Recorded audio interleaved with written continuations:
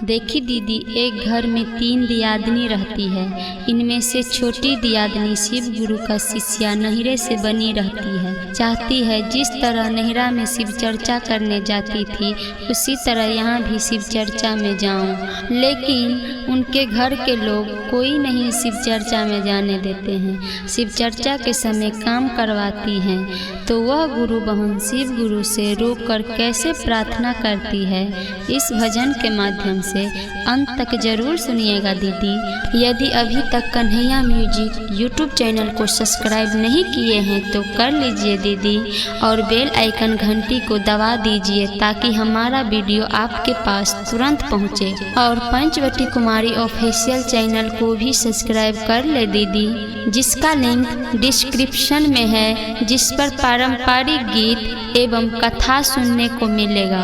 हर हर महादेव, हर हर महादेव, हर हर महादेव। लाली लाली